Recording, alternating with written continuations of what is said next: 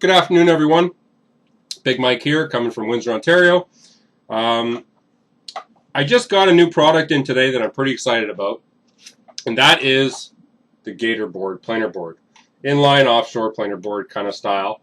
I've got an offshore board here to compare them to. I'm going to show you the differences, but I have to tell you, I'm really impressed with these so far. Really impressed.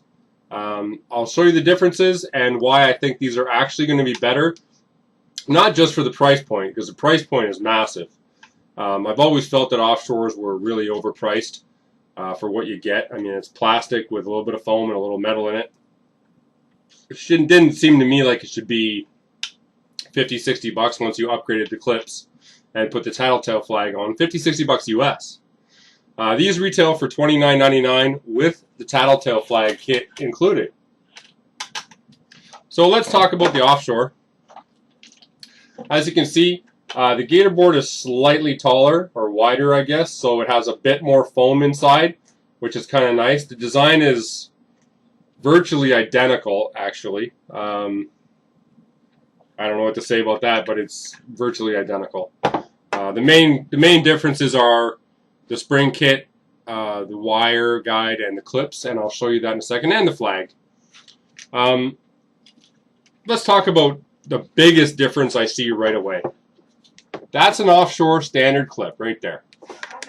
That is a Gator clip with a pin in it. Comes standard. It's not an upgrade. Really easy to work. That pin will keep your line from popping out. If you can see inside of a standard offshore board, there is no plastic inside, nothing there, it's just a spring. This actually has a plastic guide inside, so you can't overpinch it. You can't ruin the spring, which is a good idea. The pads on the Gator clip are really big compared to the offshore. I mean, the offshore is almost non-existent, really. The surface area of the pad here is huge, so I think that's really going to hold your line well. I don't know about braid. I don't run braid when I troll, but I may spool one up just to try it out so I can report back. All right, let's talk about a couple of differences. Aside from the huge clips that offshore makes as an upgrade. Sorry, I'm trying to get my head out of the way so you can see inside there. And if you can see the pin inside there and how big the pads are. I mean, these are just, look at the size difference. That's night and day. That's insane. I didn't realize they were this big when I looked at them online, but I'm really impressed with the build quality and the weight and feel. The plastic seems about the same thickness, honestly. Same number of holes. You have the spring, the Tattletale flag kit. I'm not sure if that's what Gator calls them, but either way, the flag kit that when a fish hits and it pulls down lets you know by the flag going down that a fish is on. You've got 3 different positions, the top position being for the lightest of strikes, the bottom position for being the heaviest of strikes, so a heavier fish. I will probably drill another hole right down here at the bottom because I like to run a heavy spring. We fish for pretty big fish down here in Lake Erie, Western Basin and Central Basin. Walleye, had sheep's head hit, rainbow trout. That's why I've always run the OR18. If you look here, the snap clip. These are pricey. These are about 20 bucks a piece with these clips, but it locks your line in there. It is not coming out. I don't know if Gator's going to make something similar to this or not. I think they should. I think it would be a great idea. However, once I try these Gator clips out, I'll tell you if it's really necessary or not.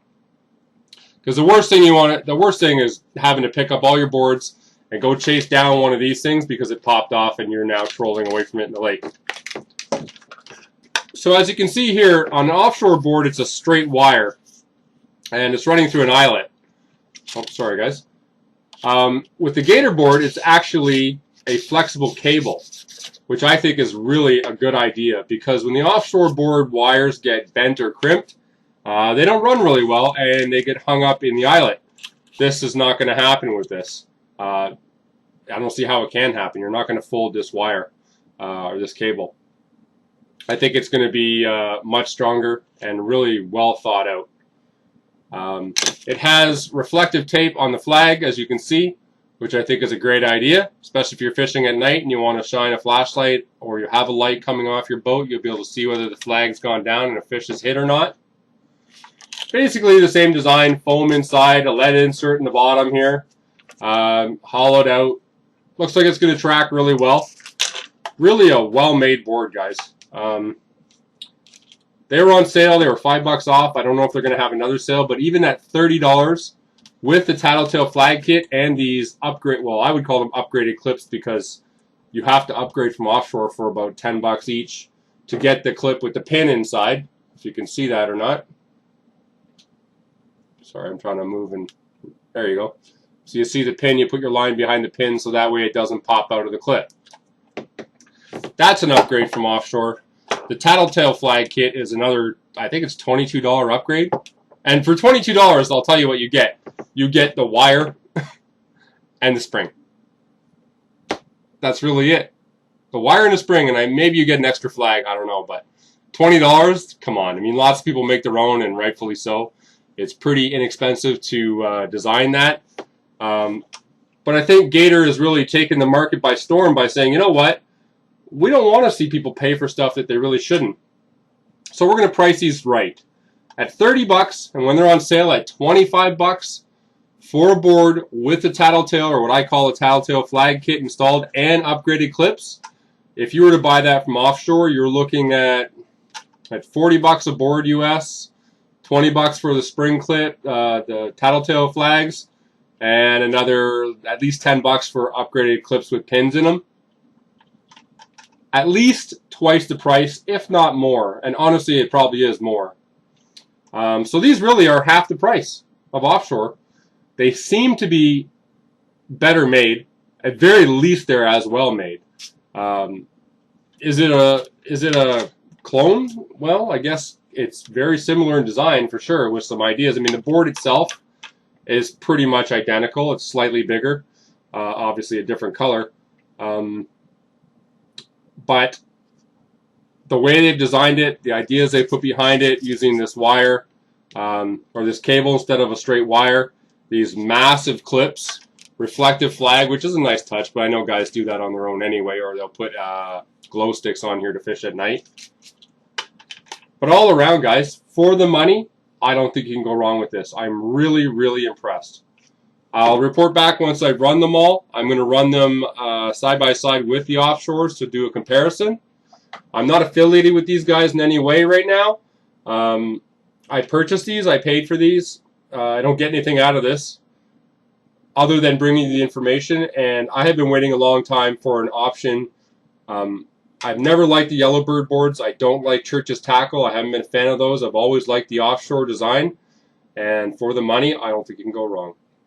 Check them out. It's Gator Bait Tackle. I'll put the link in the description if you want to check these out.